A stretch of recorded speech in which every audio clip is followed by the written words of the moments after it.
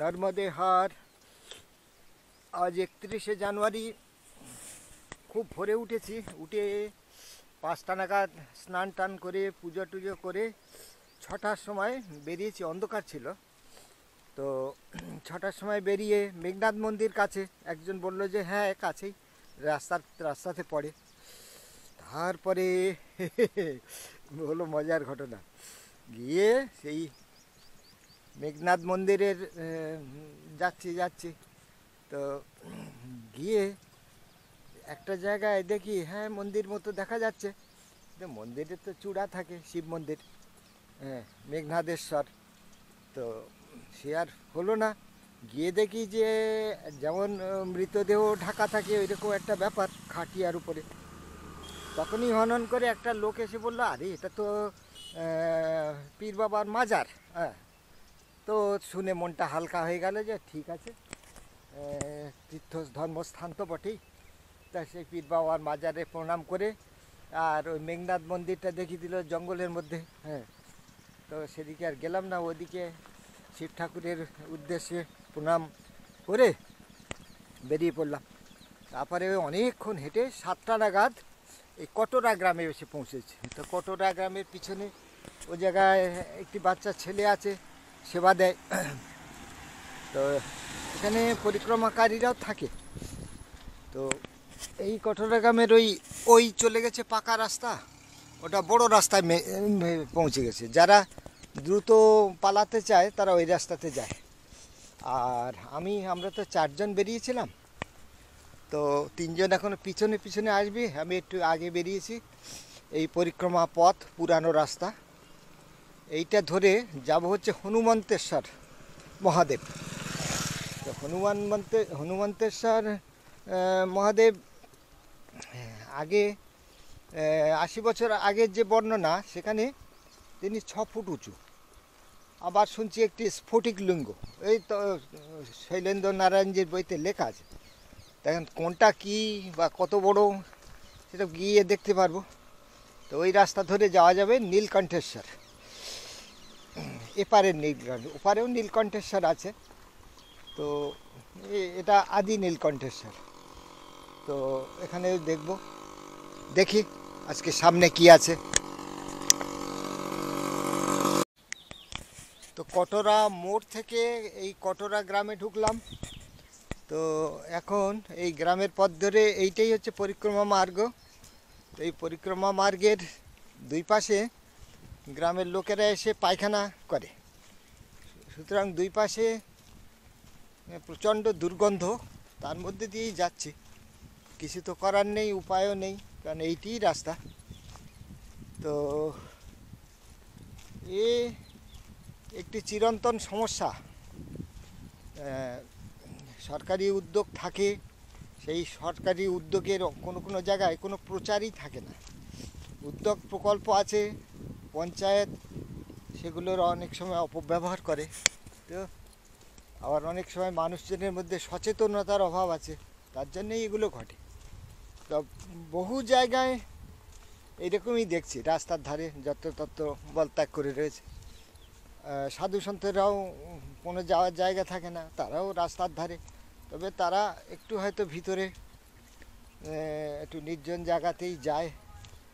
আমাকেও যেতে হয়েছে অনেকবার এরকম পরিস্থিতির শিকার। দুই পাশে কিন্তু নানা রকম ফসলে ভর্তি, যেমন এখানে কলা বাগান, তারপরে না এটা পরিক্রমা পথ নয়। আচ্ছা, তারপরে এখানে যেমন অড়হর ক্ষেত, পিছনে দেখে আসলাম রেড়ির তেলের জন্য রেড়ি গাছ লাগিয়েছে আরান্ডি। তো রেড়ি জিনিসটার চাষ এদিকটায় ভালোই দেখলাম। এরকম কার্পাস সব পেকে ফুটফুটে হয়ে আছে, তোলার সময় হয়ে গেছে, হয়তো তুলে নেবে কিছু দিনের মধ্যে। তা কোনো জমি কিন্তু পড়ে নেই। অনেকদিন বাদে শকুনের দর্শন পেলাম, শকুনের আওয়াজ পেলাম, ওই উড়ছে ওদিকে দূরে। শকুন তো বিরল পাখি। ওদের বংশ ধ্বংস হতে শুরু করেছে যখন থেকে পশুদের চিকিৎসায় ডাইক্লোফেনাক সোডিয়ামের ব্যবহার শুরু হয়েছে। তো পশুদের শরীরে ডাইক্লোফেনাক সোডিয়াম জমা হয় গৃহপালিত গরু মোষ, আর সেই মৃত পশু যখন শকুন খায়, শকুনের দেহে এই ডাইক্লোফেনাক জমা হয় এবং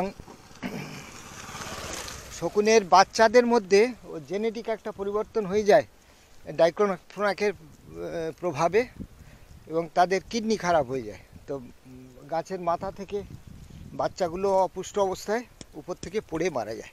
এইভাবেই শকুনের বংশ ধ্বংস হয়েছে।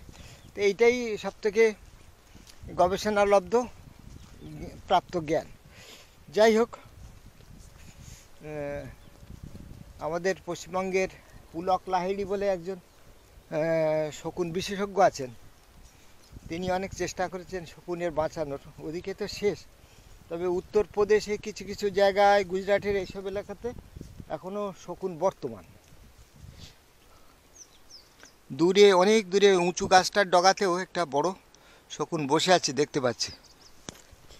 যাই হোক, মায়ের পথে যত নতুন নতুন জীবজন্তু দেখা পাবো সবই জানাতে যাব। কারুর হয়তো পছন্দ হবে, কারুর হয়তো নাও হতে পারে। আমার যেটুকু দায়িত্ব সেটুকু আমাকে করতে হবে। এই নর্মদে হার আপাতত যাচ্ছি হনুমন্তেশ্বর ও নীলকণ্ঠেশ্বর দর্শনে। এই দেখুন কি সুন্দর পাকা ডুমুর সব পড়ে আছে থরে থরে। এই ডুমুর কিন্তু খাওয়া যায়, খুবই সুন্দর সুস্বাদু। আমি একদিন অনেকগুলো খেয়েছি। তো এর স্বাদটা অত মিষ্টি না, একটু হালকা স্বাদ। এই যে টুসটুসে সব ভর্তি হয়ে আছে, গাছ থেকে পেড়েও খাওয়া যায়, খুবই সুন্দর এগুলো। তো এ অনেক দামে বিক্রিও হয়, কিন্তু স্থানীয় লোকেদের এগুলোই হয়তো অতটা রুচি নেই, তাই তারা অতটা। কোনটা পড়লো, নতুন পেড়ে খাবো ভাবলাম, কিন্তু এইতে পারি। পেয়েছি, তো দেখাচ্ছি। এই দেখুন, এই ফলটা একটু ধুলো লেগেছে, যাই হোক। এই ফলটা ভিতরে দেখুন, ভিতরে কিন্তু একটাও পোকা থাকে না, এগুলো খুবই সুন্দর। তো ডুমুর ফল এই আজ সকালে সদ্য গাছ থেকে পেড়ে খাচ্ছি। এগুলো খুবই পুষ্টিকর, এতে চিনির ভাগটা কম থাকে এই প্রজাতিটা। আর জঙ্গলের ধারে একটা ছোট প্রজাতি খেয়েছি, সেটা অত্যন্ত মিষ্টি, মানে এত মিষ্টি যে বলার না।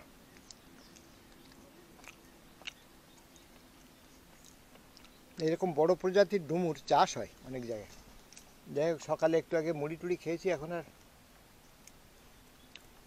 বেশি খেলাম না। খাওয়ার এখন খুব একটা চাহিদা নেই। ভালো, খুব ভালো প্রজাতির ডুমুর।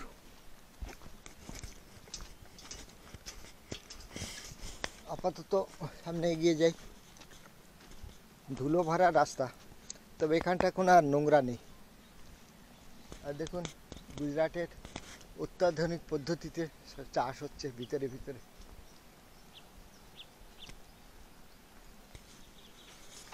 আপাতত বন্ধ করি।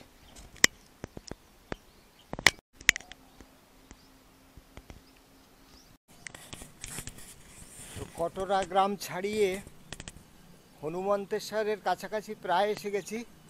তার পাশে একটা পাহাড়ের উপরে এই একটি আশ্রম, বিশাল পয়সাওয়ালা লোকেরই তৈরি, তা নইলে সব জায়গায় এরকম একটা কনস্ট্রাকশন করা চারটিখানি কথা নয়। এটা হচ্ছে কাঞ্চনবন আশ্রম। তো এখানে মা নর্মদার আরতি হচ্ছে, শিব পুজো হচ্ছে, তো শব্দ শুনতেই পাচ্ছি, ভিতরে গেলাম না। তো আশ্রমটি খুব পরিষ্কার পরিচ্ছন্নভাবে আধুনিক ডিজাইনের মাধ্যমেই তৈরি। তো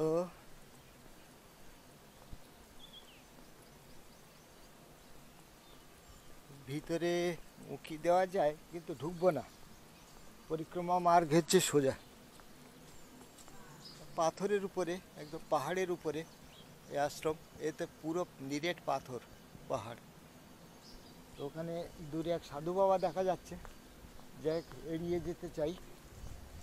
তো ঢুকলাম না। বিশাল উঁচু প্রাচীর, এত উঁচু প্রাচীর ঘেরা জায়গায় যে দেবস্থানই হোক না কেন, যেতে তো মনে মনে আমাদের মতো সাধারণ মানুষের একটু ভয়ই লাগে।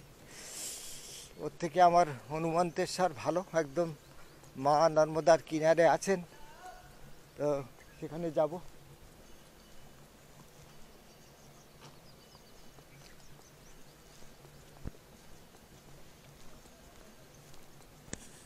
পরিক্রমা পথ এই দিকে লেখা।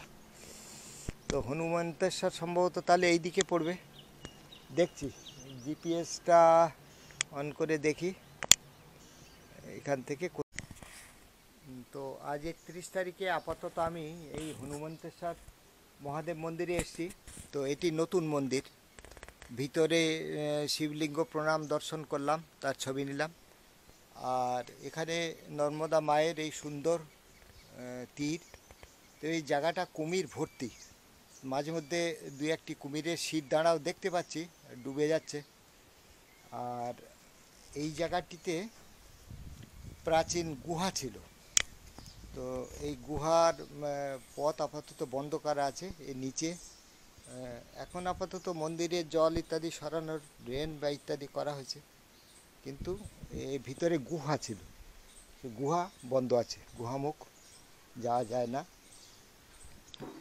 আর প্রাচীন যে হনুমন্তেশ্বর শিবলিঙ্গ ছিল, এই সে গুহার যাওয়ার নিচের রাস্তা ছিল, সে ভেঙে চুরে গেছে, নদী গর্ভে চলে গেছে। গুহার মধ্যে মূর্তি ছিল, আর 6 ফুট উচ্চতার একটি শিবলিঙ্গ ছিল, আর একটি স্ফটিকলিঙ্গেরও উল্লেখ আছে, কিন্তু সেগুলি এখন নেই। আর এখানে হনুমানজি আছেন, তার চরণ পাদুকা রাখা আছে। আর ভিতরে রাম সীতা লক্ষ্মণের মূর্তি আছে। খুব সুন্দর আশ্রমিক পরিবেশ। তো এখান থেকে আপাতত বিদায় নিয়ে যাব নীলকণ্ঠেশ্বর মহাদেব। নর্মদে হর।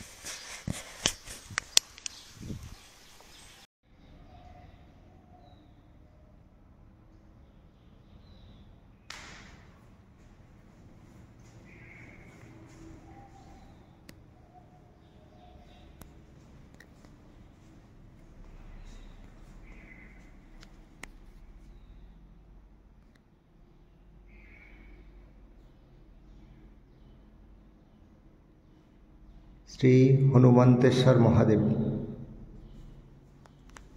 শ্রী হনুমন্তেশ্বর মহাদেব। তো হনুমন্তেশ্বর মহাদেব দর্শন করলাম। তা এটাই হনুমানের প্রতিষ্ঠিত শিবলিঙ্গ ছিল। কিন্তু যে পরিবারটি এখানে থাকছে, তারা এই মন্দিরের এই চত্বরে বাস করছে 250 বছর ধরে। তাদের 7 পুরুষ হলো। তো সুতরাং যেখানে সত্যযুগের কথা, তো সব ঘটনা এদের জানা সম্ভব না, সবটা জানেন না। অনেক কিছুই নদীগর্ভে বিলীন হয়ে গেছে।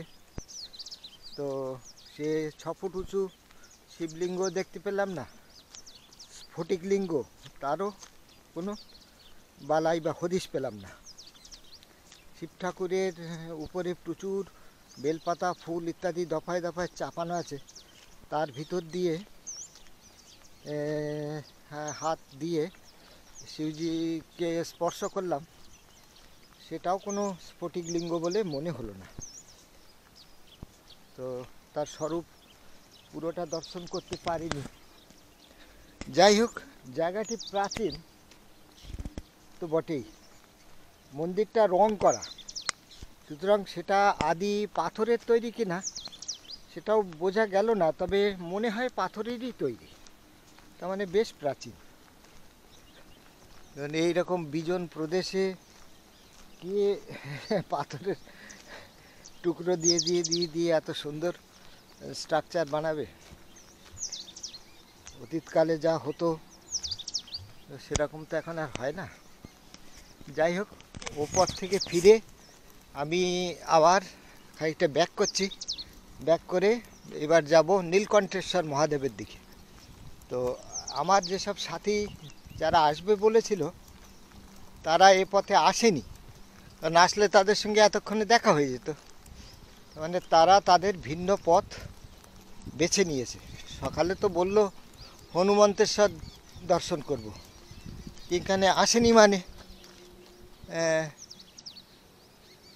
তারা আর দর্শন করতে চায়নি। তো এখানে সামনে আমার ডান দিক থেকে বেঁকে যেতে হবে পরিক্রমা মার্গের পথে। ওরা মনে হয় এই পরিক্রমা মার্গ ধরে সোজা এগিয়ে গেছে। যাই হোক, যার যেমন ইচ্ছা। আমার এই জায়গাটা দর্শনের তীব্র ইচ্ছা ছিল, তাই দর্শন করলাম। তবে যা দেখতে চাইলাম তা মিলল না, সেটা ঠিক। অতীত ত্রেতা যুগ আর বর্তমান কলিযুগ, এই দুটোর মধ্যে অনেক তফাৎ। সুতরাং অনেক প্রাচীন ইতিহাস লুপ্ত হয়ে গেছে, তার কোনো হদিশ খবর অনেকেই রাখেনি, কি আর করা যাবে। তো সামনের পথ দিয়ে আমার ডাইন দিকে বেঁকে যেতে হবে মাঠের মধ্যে দিয়ে পাকদণ্ডি ধরে, ওইটাই পরিক্রমা পথ নীলকণ্ঠেশ্বরের দিকে।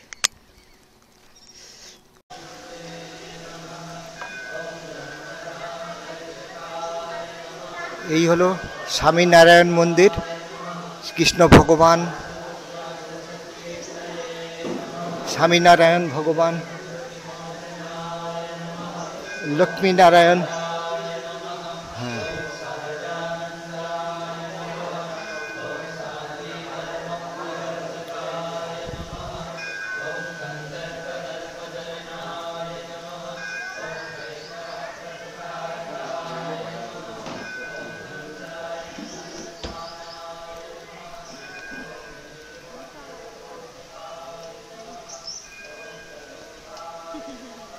কষ্টভঞ্জন হনুমানজি মহারাজ।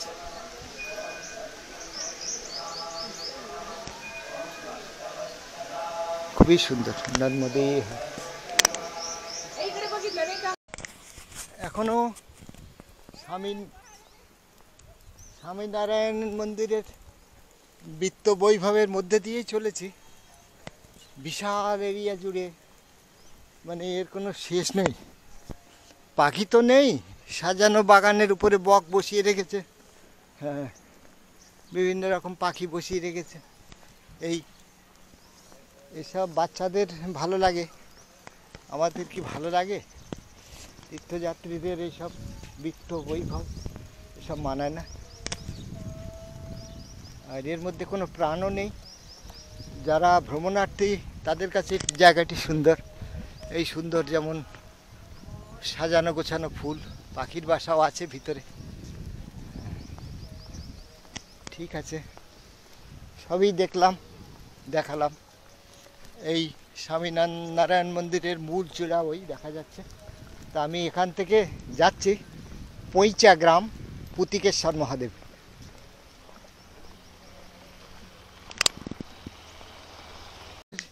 স্বামীনারায়ণ মন্দিরের বৃত্ত বৈভব থেকে প্রায় মুক্তি পেয়ে গেছি।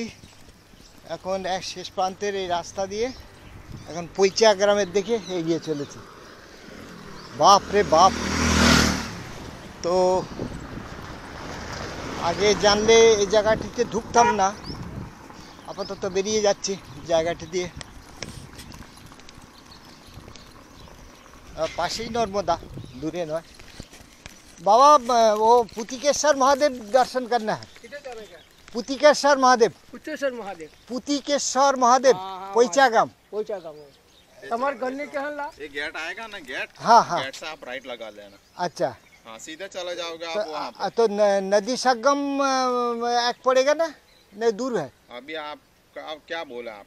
पुतिकेश्वर। हाँ मंदिर पे जाना है। अब ये जो बात है उधर आप किसी को भी बोलोगे हाँ तो बता देगा। हाँ। ठीक है।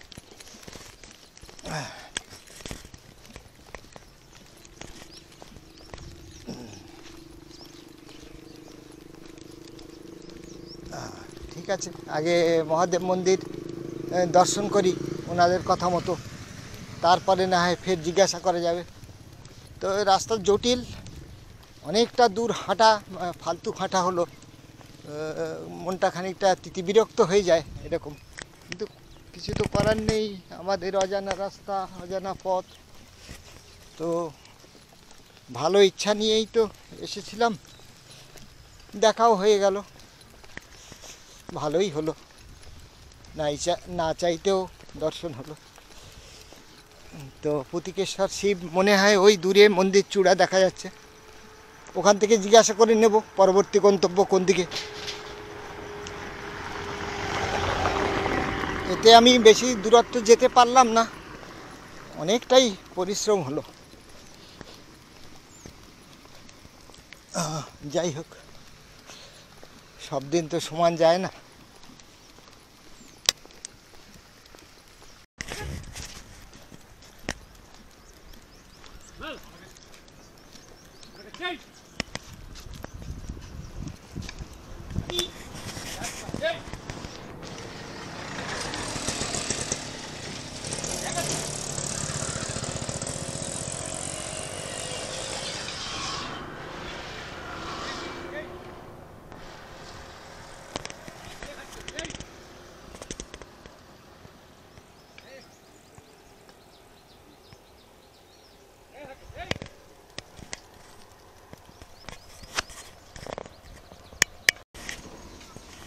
তো এখানে আরেকটি সুন্দর জায়গায় এসেছি, এটি একটি খুব সাজানো গুছানো একটি গোশালা। তো এটি বরঞ্চ ও স্বামীনারায়ণ মন্দিরের থেকে এটা আমার পক্ষে অনেক বেশি দর্শনীয়। সব অনেকগুলো ঘর, সব রাজকীয় সব ঘর, সেই ঘরে সব গরু আছে, গোমাতা যাকে বলে, সকলে খুব যত্নে আছে। তো এখানে অত্যাধুনিক ব্যবস্থা আছে এর মধ্যে, যতটুকু বাইরে থেকে দেখতে পাচ্ছি। আর দর্শনার্থী যারা আছে তাদেরও থাকার জায়গা আছে এখানটায়, খুবই সুন্দর সাজানো গোছানো। তবে সব প্রচুর অর্থ ব্যয়, অনেক ঘর খালিও আছে, মনে হয় বদলে বদলে রাখা হয় গরুদের।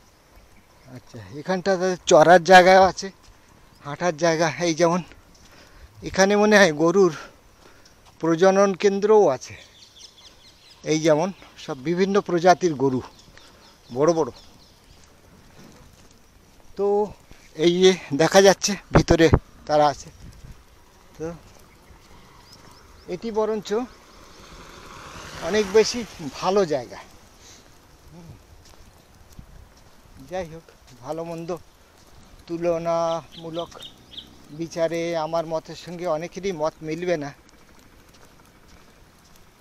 তো স্বামীনারায়ণ মন্দির দেখলাম, আর এই গোশালা দেখলাম, বিশাল গোশালা, মন্দিরের মতো করে সাজানো গোশালা। তো এখান থেকে ফিরে যাব, এখান থেকে জিজ্ঞাসা করে নিই পৈঁচা গ্রাম কোন দিকে। নর্মদে হার।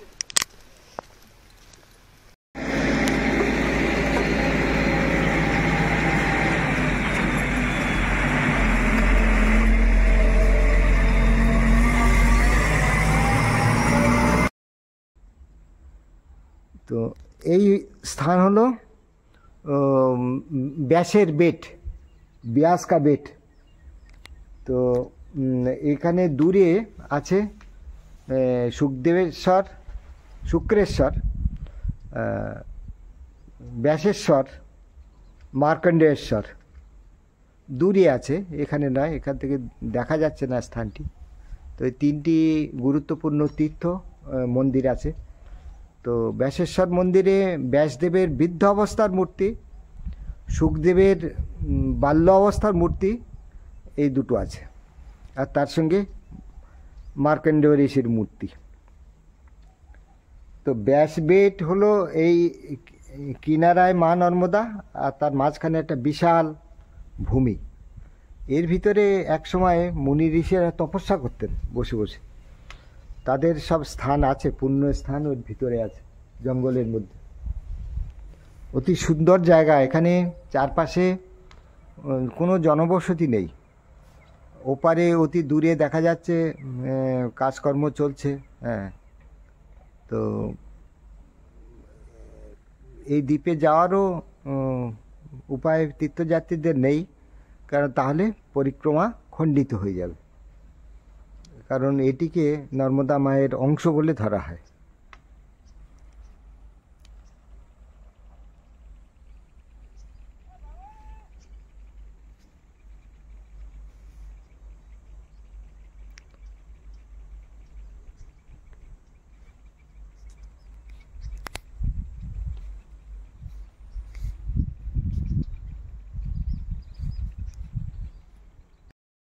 এ হলো পৈঁচা গ্রামের পুতিকেশ্বর মহাদেব। সবটা দেখায় চারিদিকটা।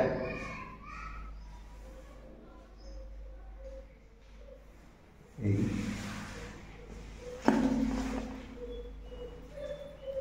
ভগবান শিব শঙ্কর, আর এখানে আছেন কালী মাতা।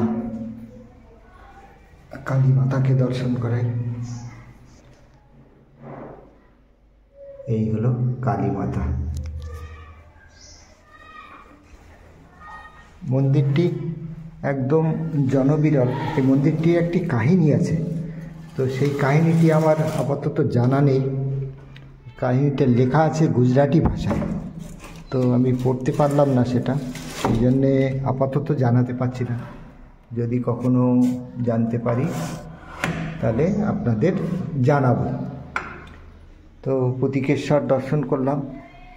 এখানে মা নর্মদা মায়ের ছবি আছে দেখছি।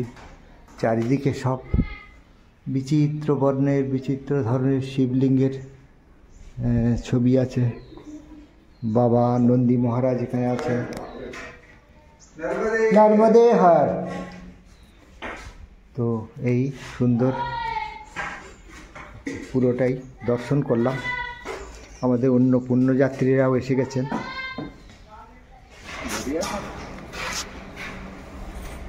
তো এই হলো নলেশ্বর শিব মন্দির, নতুন করে তৈরি হচ্ছে। ভিতরে শিবলিঙ্গ দেখলাম, শিবলিঙ্গ স্থাপিত হয়ে আছে। এইবার মন্দিরটার ভিতরে কারুকার্য হচ্ছে, তো বিশাল করে তৈরি হচ্ছে। তা নল রাজা, যে নল দময়ন্তী দুজনের কাহিনী আমরা শাস্ত্রে পড়েছি, সেই নল রাজা কলি তার অন্তরে প্রবেশ করেছিল। তার সন্ধ্যা পুজোর আগে ঠিকমতো আসমন করা হয়নি বলে সেই ছিদ্র দিয়ে কলি প্রবেশ করেছিল। তারপর নল রাজা যখন সিদ্ধ মন্ত্র তিনি উচ্চারণ করেছিলেন, সেই মন্ত্রে কলিদেব রক্তবমি করতে করতে তার ভিতর থেকে বেরিয়ে পলায়ন করেছিলেন। তো তিনি যে শিবলিঙ্গ স্থাপন করেছিলেন, পূজন করেছিলেন, এই তার মন্দির নর্মদে হার। এ কার্জন নদী তীরে আমরা এখন আছি মহাদেব মন্দিরে। তো এখানকার প্রতিটি মন্দিরে একটা জিনিস দেখছি, নন্দী মহারাজের সাথে কুর্ম অবতার ইনিও আছেন। আর অতি অপূর্ব চমৎকার স্ফটিকলিঙ্গ। স্ফটিকলিঙ্গ দেখিনি অনেক দিন, এই প্রথমবার দেখছি। অপূর্ব দর্শন স্ফটিকলিঙ্গ।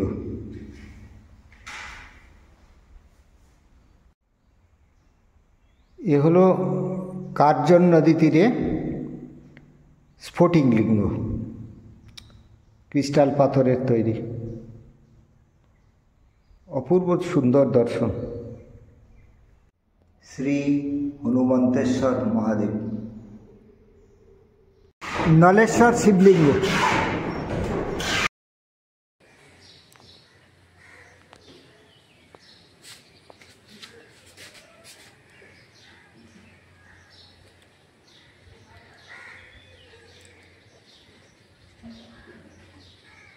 একত্রিশ জানুয়ারি সকাল থেকে দীর্ঘ পথ হেঁটেছিলাম। তো এই দীর্ঘ পথে অনেকগুলো শিব মন্দির দর্শন করেছিলাম। প্রথমে তো বলতেই হবে হনুমন্তেশ্বর, সেখানে তো আশাপূর্ণ হলো না, শৈলেন্দ্র নারায়ণের বর্ণনার সঙ্গেও মিলল না, বা সেখানে যারা বেশ কয়েক পুরুষ ধরে সপ্তপুরুষ ধরে বাস করছে যে পরিবারটি, তারাও ঠিকঠাক বলতে পারলো না সেই মন্দিরের প্রতি, বললো যে অতি প্রাচীন এইটুকুই।